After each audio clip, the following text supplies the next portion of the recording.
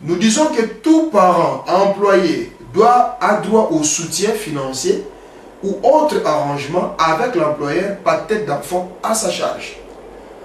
Vous comprendrez que quand on signe les contrats de travail, il y a une clause, il doit y avoir une clause où l'employeur doit participer aux charges familiales, notamment par tête d'enfant à la charge. Eh bien, nous ne disons pas d'aller déclarer des enfants fictifs ou de détourner ce que l'employeur donne pour les enfants, mais nous disons que au moins dans les contrats de travail, il doit y avoir un frais X ou Y, il doit y avoir un frais minimum, il doit y avoir un frais quelque part où l'employeur doit mettre à la disposition de l'employé pour ces enfants. Cela est clair et net. Et que vous êtes engagé quelque part, quelle que soit la fonction publique ou dans les privés, cette clause n'existe pas, vous êtes dans le droit de pouvoir recourir aux institutions ou aux organisations d'ordre syndical pour qu'ils puissent intervenir pour votre cas. Évidemment, ce n'est pas seulement, nous allégeons, hein, ne parlons seulement pas d'un soutien financier, mais il peut y avoir un arrangement, soit en cas de maladie, c'est l'employeur qui prend en charge les frais médicaux pour les enfants malades de son employé ou de ses employés, soit à la rentrée scolaire, il participe, il finance une partie, tout dépend, nous laissons la liberté aux deux parties de pouvoir trouver le juste milieu, de sorte que chacun puisse se retrouver dans ces conditions. Plus loin, nous disons aussi, nous proposons cette fois-là du côté gouvernemental ou du côté des responsables, il faut qu'il y ait création d'un fonds familial au niveau gouvernemental, soit central, soit provincial, visant à soutenir des familles d'une manière publique, financée par les travaux de jeunes en formation, des entreprises ou des sociétés. Je m'explique là-dessus. Évidemment, nous ne sommes pas dans ce coin où on dit qu'il faut seulement que l'État sorte l'argent. L'État, en fait, doit jouer son rôle de leader ou de manager. D'une part, sortir, trouver les moyens où il y en a, et de l'autre côté, les redistribuer aux ayants droit, c'est-à-dire les citoyens. Alors, quand nous parlons, nous, de la création d'un fonds familial, nous disons, là je vais un peu toucher le secteur économique, ça concerne bien sûr ceux qui ont à charge l'économie et bien sûr les finances, qu'il faudrait à quelque part encourager dans les entreprises ou dans des sociétés des formations ou des stages, comme on les appelle chez nous. Et ces stages faits par ces jeunes en formation rapportent bien sûr. Et il faut que l'État puisse s'organiser, trouver un moyen de sorte à percevoir un montant qui est le fruit du travail des stages faits par ces étudiants, par ces jeunes en formation, et ainsi de suite, de sorte qu'en contrepartie, ces fonds puissent servir, soit distribués plutôt aux gouvernements provinciaux ou carrément au niveau des communes, de sorte que dans chaque commune, qu'on puisse retrouver par exemple des magasins publics.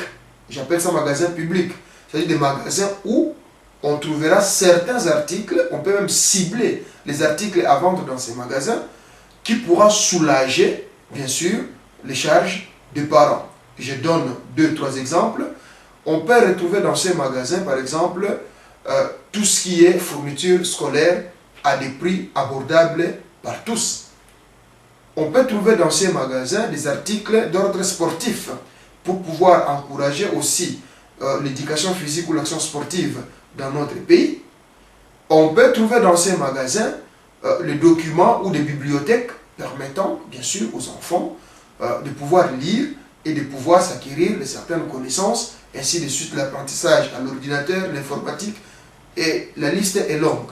Donc, voilà comment est-ce que nous comptons, nous, utiliser par exemple, ces fonds familiales que nous proposons, du financement jusqu'à l'exécution. Outre la création de ces fonds familiales, nous avons pensé aussi à la scolarité, ou si vous voulez, à la gratuité de la scolarité des enfants jusqu'à l'âge de 12 ans, c'est-à-dire, disons 18 ans. Par là, nous disons, si on dit que 18 ans, ça fait un peu plus, on peut descendre jusqu'à 12 ans pour être réaliste.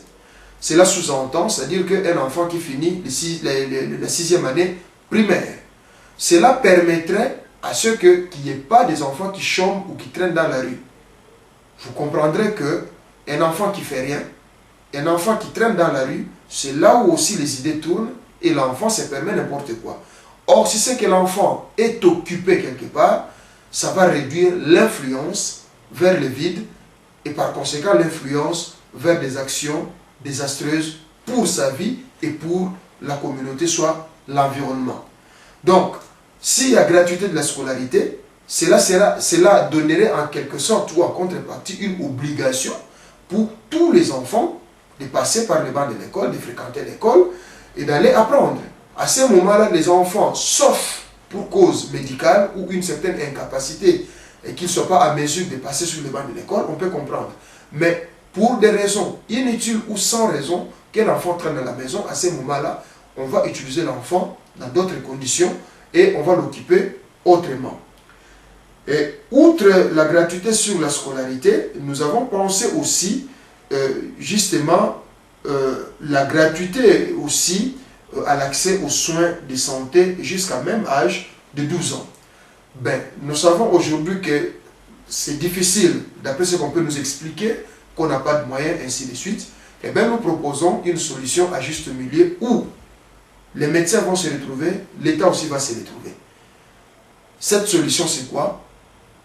Dans un premier temps, si on pourrait accepter à ce que la consultation soit gratuite, si l'État ne peut pas intervenir pour donner des bons ou pour donner des médicaments aux enfants malades, mais accepter au moins jusqu'à 12 ans, bien sûr un enfant qui fréquente l'école ou reconnu, malade, ainsi de suite, pour des raisons XY, ait accès, ne fût-ce qu'à la consultation médicale gratuite.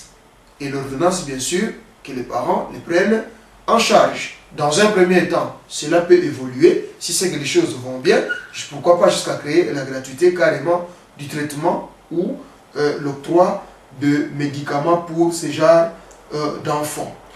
Nous disons aussi, nous avons pris une mesure visant l'interdiction formelle aux mineurs de sortir après 22 heures. Nous trouvons ça un peu anormal que jusqu'au temps vers 22 heures, trouver encore des enfants qui traînent dans la rue sans raison. On se pose la question, que font ces enfants à pareille heure ou à ces heures-là dans la rue? C'est là où il y a des risques de viol, c'est là où il y a les risques, si vous voulez, de vol. Il y a divers risques que les enfants courent dans la rue en restant à l'extérieur jusqu'à ces heures-là. Donc il faut que là aussi la police puisse veiller sur ces pareilles heures qu'il n'y ait pas des enfants qui traînent à l'extérieur, sauf au moment des vacances. Mais bien sûr, cela doit être aussi justifié, où ils doivent accompagner par leurs parents. Outre cette mesure, nous avons dit que tout enfant mineur doit être logé et ne peut rester sans logement ou hors logement public ou familial. C'est-à-dire qu'il faut veiller à ce qu'il n'y ait pas de sans-abri, comme on dit, ou des SDF, des sans domicile fixe. Si ceux qui sont locataires, bailleurs, avant de les faire sortir, je crois qu'il faut aussi veiller là-dessus. Il y a des bureaux dans les communes qui s'occupent bien sûr de cette situation, qui pourront pallier, qui pourront trancher, de sorte à éviter que les enfants se retrouvent sans logement dans la rue. Et si tel est le cas, je crois que nos bureaux de communes, l'hôtel de ville, nous devons aussi prévoir des abris pour les parents en difficulté de logement, pour les enfants en difficulté de logement. Donc il faut aussi veiller à cette mesure.